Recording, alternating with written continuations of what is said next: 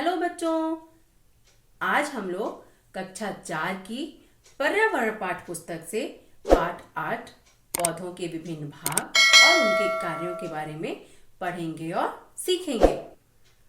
तो चलिए अब हम सब शुरू करते हैं। फिर हमारे सामने ये एक पौधे का चित्र है। आप सब देख रहे हैं ना। पौधे के दो भाग होते हैं। वह भाग मिट्टी के नीचे पाए जाते हैं और कुछ भाग पौधे के मिट्टी के ऊपर पाए जाते हैं। यानी हम बनावट के आधार पर या संरचना के आधार पर पौधे को दो भागों में बांटते हैं। एक वह हिस्सा जो भूमि के नीचे पाया जाता है, जिसे हम जड़ तंत्र कहते हैं। जड़ तंत्र के अंतर्गत हमारी जड़ें आती हैं। और दूसरा हिस्सा जो मिट्टी के ऊपर पाया जाता है, वह हिस्सा जो भूमि के ऊपर पाया जाता है, उसे हम प्ररोह तंत्र कहते हैं, जिसके अंतर्गत तना, शाखाएं, पत्ती, फूल, फल आते हैं। बच्चों, हमने बात कर लिया बनावट के आधार पर पौधे को जिन दो भागों में बांटा जाता है। यानी एक हमारा हिस्सा होता है जड़ तंत्र, दूसरा प्ररोह तंत्र। अब हम बात करते हैं जड़ तंत्र के बारे में। जड़ तंत्र में हमारी आती हैं जड़ें। ये जो हम भूरा वाला हिस्सा देख रहे हैं ना आप सब, इसे हम कहते हैं जड़। जड़ों पर छोटे छोटे रोए होते हैं, जिन्हें हम मूल रोम कहते हैं। अब हम बात करते हैं जड़ के कार्यों के बारे में कि जड़ के काम क्या क्या हैं।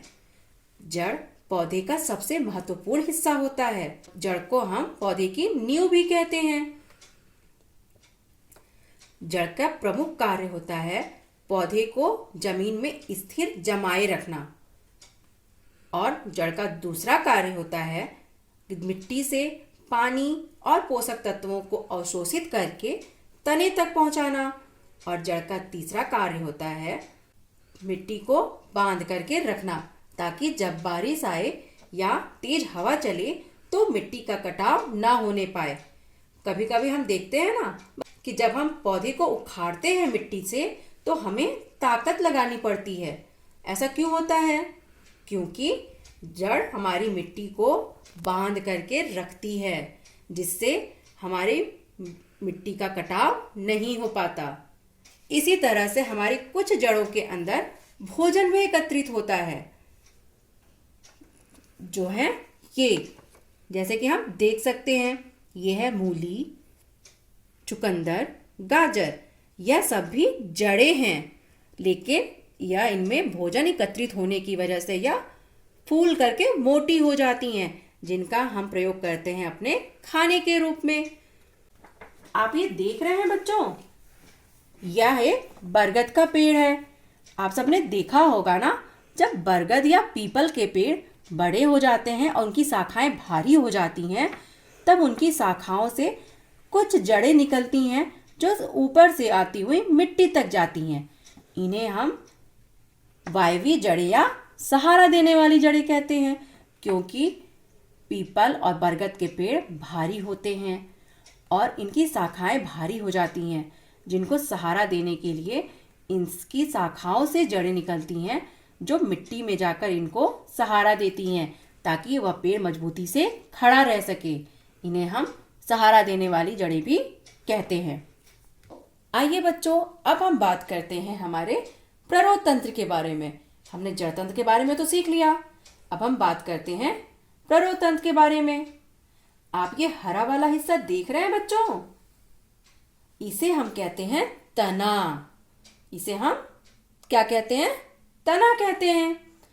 तने का मुख्य काम होता है पौधे को सीधा खड़ा रखना और जड़ से प्राप्त पानी और पोषक तत्वों को पौधे के अन्य भागों तक पहुंचाना। और इसके अलावा पौधे के तने का एक और काम होता है कि पत्तियां जो खाना बनाती हैं, तना उसे पौधे के अन्य भागों तक भी पहुंचाता है। और बच्चों, इसी प्रकार कुछ पौधे विशेष होते हैं जिनके तनों में भोजन एकत्रित हो जाता है। जैसे लहसुन, प्याज, अदरक, इन सब की तनों में भोजन एकत्रित होता है, जिनके कारण से यह फूल जाती हैं और मोटी हो जाती हैं। और इनके अतिरिक्त हम कुछ अन्य उदाहरण भी ले सकते हैं, जैसे आलू, हल्दी।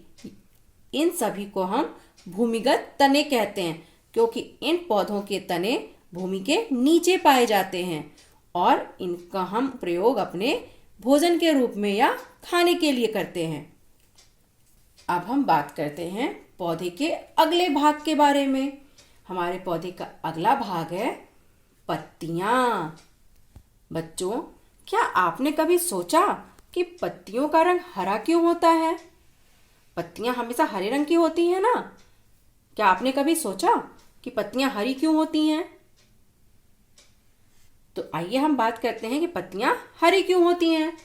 पत्तियों का हरा रंग होता है क्योंकि पत्तियों में क्लोरोफिल नामक वर्णक पाया जाता है, जिसके कारण से पत्तियों का रंग हरा होता है। पौधे के लिए खाना उनकी पत्तियां बनाती हैं। पत्तियों को हम पौधे का रसोई घर भी कहते हैं। आइए अब हम समझते हैं कि पौधे अपना भोजन बनाते कैसे हैं। ये हमारे सामने एक पौधा है। ये आप देख रहे हैं ना, सूरज से कुछ किरणें निकल रही हैं, जिन्हें हम सूर्य का प्रकाश भी कहते हैं ना। पत्तियों का रंग हरा होता है उनके क्लोरोफिल के कारण। और पत्तियां अपना भोजन दिन के समय बनाती हैं। पत्तियां सूर्य के प्रकाश, क्लोरोफिल, कार्बन डाइऑक्साइड, जल, पोषक तत्व की सहायता से अपना भोजन बनाती हैं। और इस पूरी प्रक्रिया को हम कहते हैं प्रकाश संश्लेषण। प्रकाश संश्लेषण की क्रिया केवल दिन के समय होती है और प्रकाश संश्लेषण की क्रिया के बाद पौधे ऑक्सीजन छोड़ते हैं, जिनका प्रयोग हम और आप सांस लेने के लिए करते हैं। बच्चों, अभी तक हमने सीखा और जाना तने, पत्ती के बारे में। अब हम बात कर लेते हैं पौधे के अगले भाग के बारे में, जिसे कहते हैं हम फूल। यह पौधे का सबसे सुंदर और आकर्षक भाग होता है। और हर पौधे में ये अलग अलग रंगों के भी पाए जाते हैं। फूल का मुख्य कार्य होता है प्रजनन की क्रिया द्वारा फलों का और बीजों का निर्माण करना। अब हम बात कर लेते हैं पौधे के अगले भाग यानी फल के बारे में। जिन पौधों में फूल लगते हैं उन पौधों में फलों का भी निर्माण होता है और इन फलों के अंदर बीजों का निर्माण होता है। फल बीजों की रक्षा करते हैं और बीजों का प्रसार भी करते हैं। जैसे आइए अब हम बात करते हैं कुछ फलों के बारे में। जैसे कि आप सब इन फलों को पहचानते हैं ना बच्चों? ये है आम और इसे कहते हैं हम पपीता। कुछ फल ऐसे होते हैं जिनमें केवल एक बीज पाया जाता है, जैसे आम, बैर, जामुन। इन सब फलों में केवल एक बीज होता है। इसी तरह से कुछ फल ऐसे भी होते हैं जिनमें एक से अधिक बीज पाए जाते हैं, जैसे पपीता, मटर, खीरा, टमाटर। इन सब में एक से अधिक बीज पाए जाते हैं। अब हम बात करते हैं पौधे के अगले हिस्से यानी बीज के बारे में। बीज पौधे का कठोरतम हिस्सा होता है और बीज का काम होता है नए पौधे का निर्माण करना।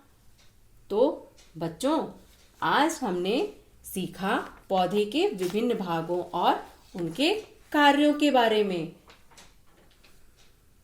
हमें लगता है अब आप सबको पौधे के विभिन्न भाग और उनके कार्यों के बारे में जानकारी प्राप्त हो गई होगी। धन्यवाद।